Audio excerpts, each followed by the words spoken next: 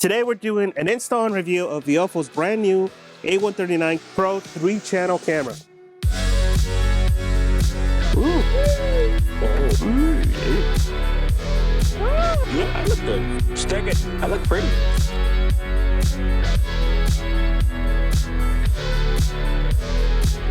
Hey guys, we'll keep it dirty off-road. And if you guys are following this channel long enough, you know I love Viofo dash cameras. I've been running them for a couple years. They've been the most reliable cameras we've ever had. We've gone GoPros, we've done a couple Chinese brands, and the Viofo camera has been by far the best camera we've ever used. When they got a hold of us and said, do you want to try out our new A129? I jumped on it again. I love their cameras. They're some of the best on the market. The reason why I wanted to try this one out is, one, it's their new 3-channel camera, so you have a front, a rear, and an inside camera. So this is great for like the Uber guys, or if you want to be able to capture footage inside the cab too. Front camera's 4K, and the two rear ones, I'm not sure. I think they might be 1080. Yep, they're 1080p cameras. So you'll have 4K front, 1080p interior, and 1080p rear. Which it kind of sucks that you don't have full 4K all the way around, but when you consider how big these files can get, it's actually a pretty good compromise. So in this video, we're going to go ahead and do an unboxing, take it all out.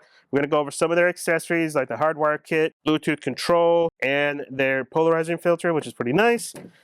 We're going to get it installed on the F-150 and give you guys our thoughts, give you guys some test videos and all that stuff. We aren't going to show you the full install in this video because we've done an F-150 install so many times. If you guys want to see how to do that, make sure you guys check out these videos here. We've done multiple cameras on Jeeps, on F-150s, Gen 1 Raptors, Gen 2 Raptors. So you guys can see how the process is to install it and what's the easiest way. It's super easy. You guys can do it. Anybody can do it. So with that, guys, let's get to it. Let's unbox it.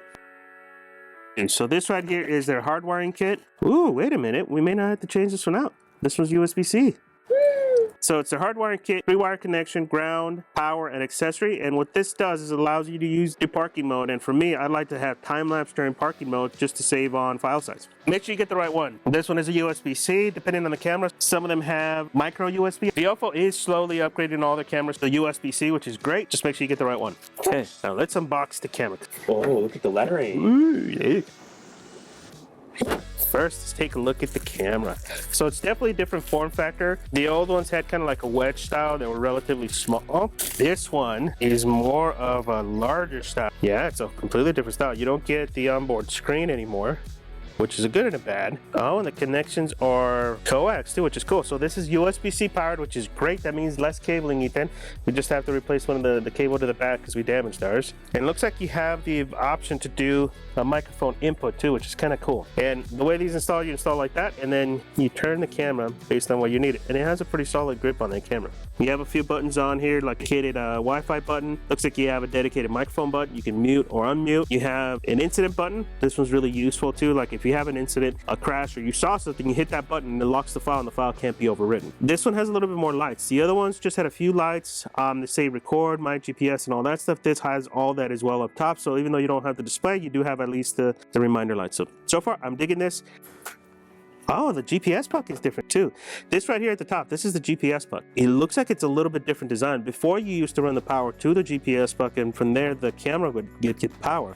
This time, it looks like this is powered by the camera now. So definitely a different form factor. All right, let's take a look at what else is here. Must-read tips. This kind of goes over some tips on the connection. How to install them, to be careful because these connectors that they use here for the rear cameras are sensitive. So you gotta make sure you put them in straight in. We didn't know what these were last time. They include these two little film things, and then we didn't know what they were. Put these on to your windshield, and then you put the camera on top of that so that if you ever need to remove it, it makes it a little bit easier to remove. This is a little bit weaker glue than what's on here. This is super strong.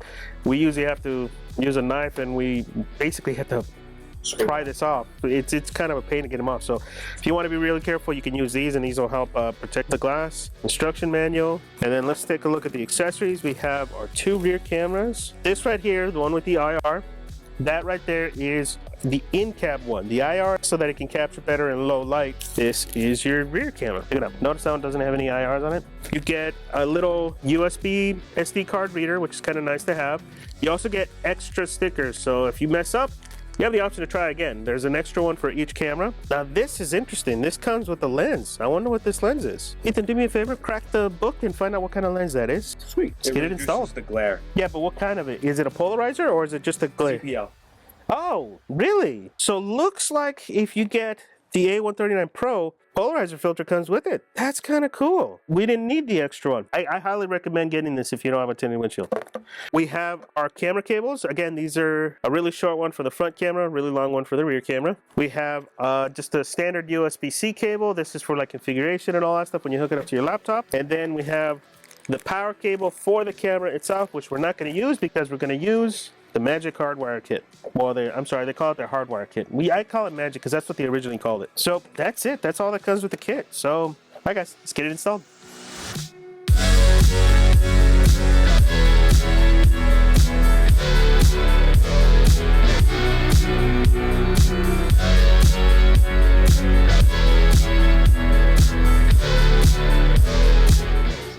Yeah.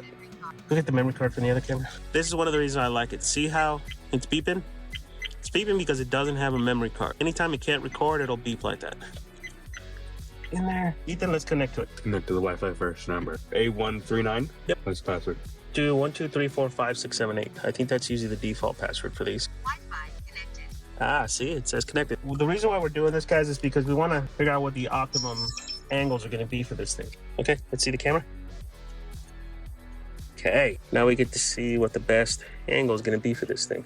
So if we set it up right there, that's golden. Let's see. Oop, that gets hashy marks. I think right there is going to be good, huh? Yeah. So this is where we're setting it up. That's our spot right at the edge. All right, let's set it up.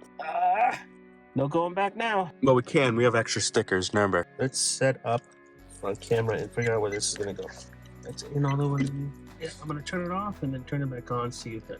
Recording. 2 channels started. Ah, see, now it says 2 channels. Wi-Fi enabled. I'm already on it. Wi-Fi connected. Oh, you're already connected. There it is. Okay.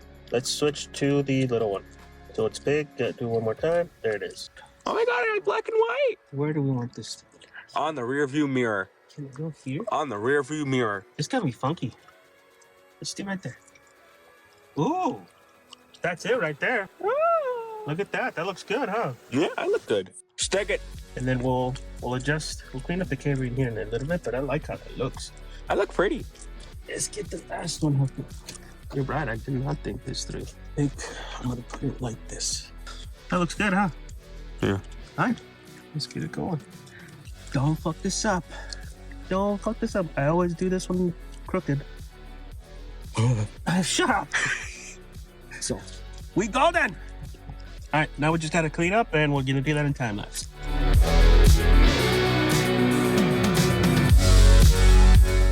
Okay, now that I got the cameras fully installed, I'm not done. I need to configure it. We're connected to it. We have all 3 cameras. In order to change the configuration, you have to stop recording. You're gonna hear it start beeping. We're gonna go into settings. So first of all, video resolution, you can pick to see what you have everything at. Right now, everything's set to 24 frames per second.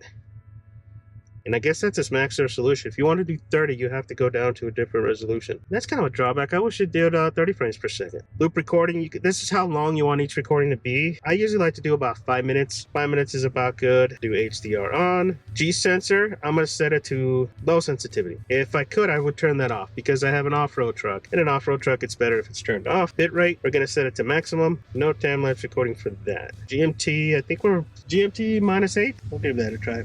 With delay, no. Infrared, yes. Parking mode, we are going to turn on parking mode. And we're going to do time-lapse 3 frames per second. Parking mode, record timer. Want it to be as much as possible, so we're going to do 48 hours. Parking, G-Sense, we're going to set that to high speed. We're going to change it to miles per hour. GPS gives speed and coordinates. TV format, we'll just stay in TSC, no reason to change that. I am going to format the SD card, but not yet. And then I'm going to change the Wi-Fi password. This is something you all should do. Don't leave it as 1, 2, 3, 4, 5, 6, 7, 8.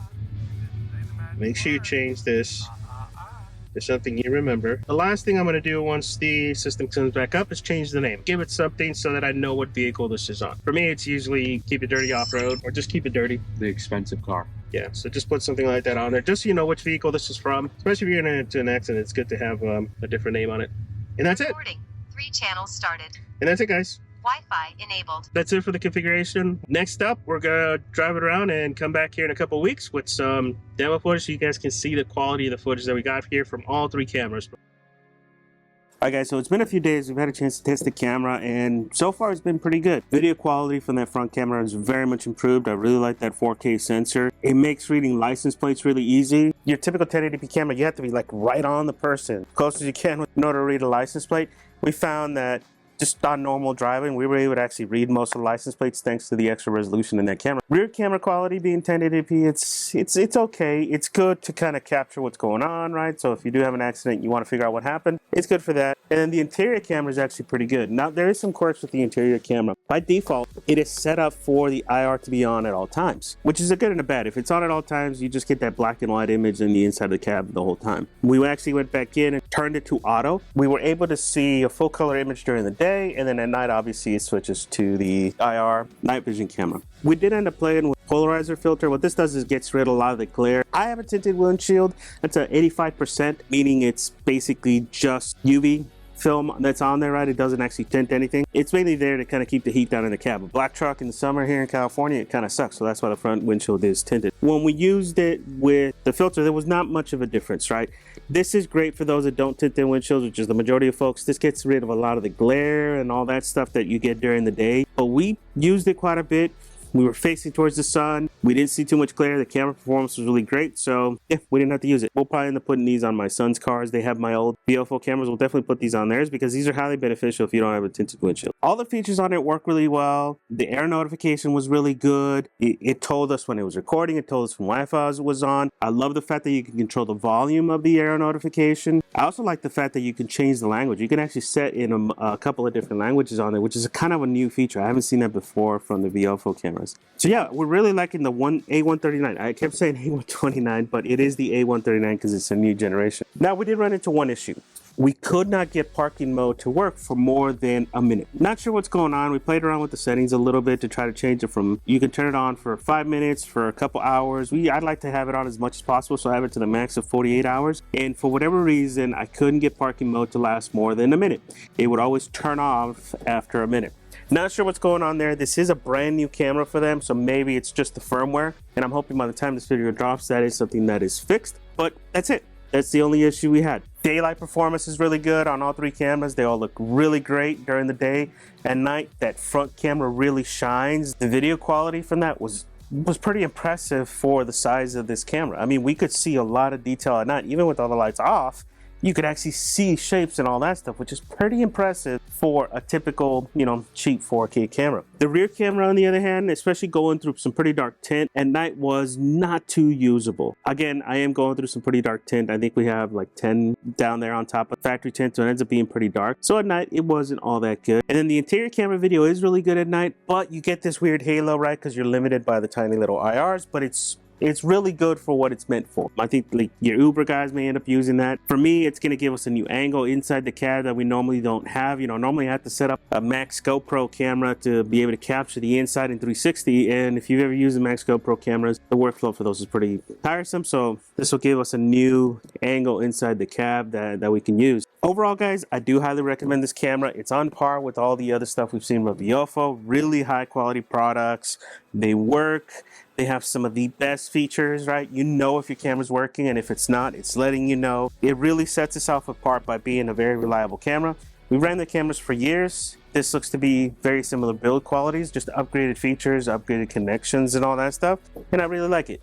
The only thing I don't like is I wish I had more resolution support. For anybody shooting video, we want to have 4K 60. I understand why dash cams don't do 60 frames per second, right? Because of the file sizes and because of the processing power and all that stuff. You want it to be reliable, so they find a nice happy medium. But at the very least, I would have liked to see 30 frames per second at the highest resolution. The highest resolution requires 24 frames per second, which is good. It's film quality, but when it comes to using it on YouTube, 30 frames is really the best. And in order for us to run 30 frames per second on this camera, we would have to push down the resolution. So that's the only thing I don't like, but everything else I love about this camera. This is going to be going in our truck. We're going to be using it as our main camera to capture all of our journeys. And the old 229 camera that we have is going to go into my wife's car, and we're going to set that up there and start using it there. Another solid product from Viofo. Highly recommend them. Again, questions, comments below. Please consider subscribing. Thank you for watching.